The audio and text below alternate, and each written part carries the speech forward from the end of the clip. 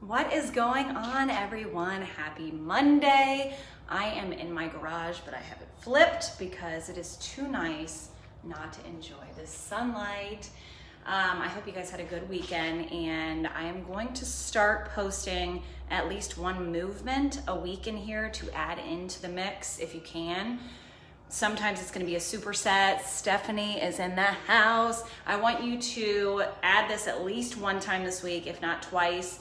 Something you can do with just a light dumbbell. I don't want any women doing this with a heavy dumbbell. I wouldn't say any more than 12 pounds. So 12 pounds or under. I'd rather you do more repetitions than heavier weight, because with the oblique area, women tend to bulk very easily, whereas men can hold like a 50-pound dumbbell and do the oblique bends, and then they just get like cut up, that V, like sexy V that they have. But women, I know from experience that I used to go heavy when I was a lot younger, and one day I looked in the mirror, I was like, what the hell is that? And it was rock solid, but it did not look very pretty whatsoever. So there are 3 movements in this superset, and again, I'm using a 7.5, sometimes I'll use 10, but I did these with Kelly when we were on vacation. Legitimately, I was sore for a week after. So not that I want anyone to be like miserably sore, but it's nice, especially for someone like myself that I don't get sore very often. So when I do find a superset that leaves me sore, I feel like I need to share, because sharing is caring, right?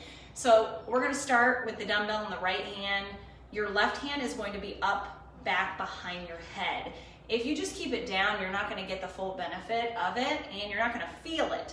So with lifting this arm up, you're gonna feel it in the opposite obliques, okay? So shoulder width, you can go a little bit wider if you want, but feet stay down. I see people doing this sometimes and they're like lifting up on their toe. Keep flat footed, okay? So you're gonna go down as far as you can, and don't overextend. Don't come back too far. You just wanna go straight upright. I don't even really go completely back up to upright. I almost do more of a pulse.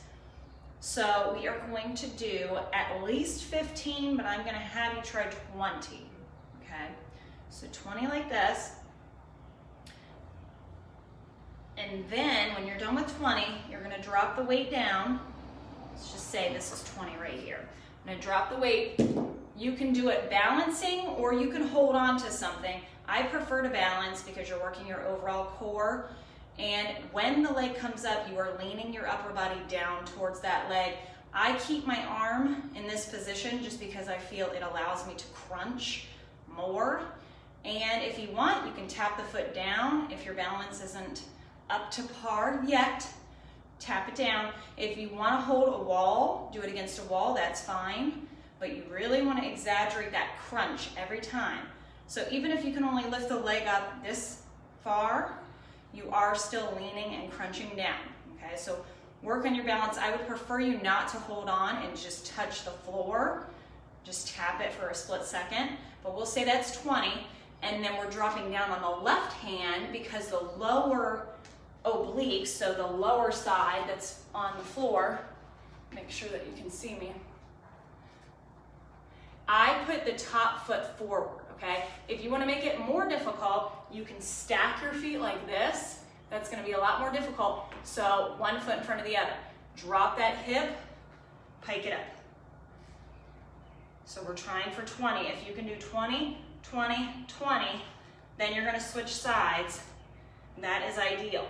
Now this movement is gonna be very difficult, especially if your upper body is a little bit weaker at this point, which is fine, it's everyone's journey, but until you get to that point, if you can't necessarily do it on your hand, I want you to drop down on your forearm, and you can have both hands down, pike it up. So again, we're working the lower obliques.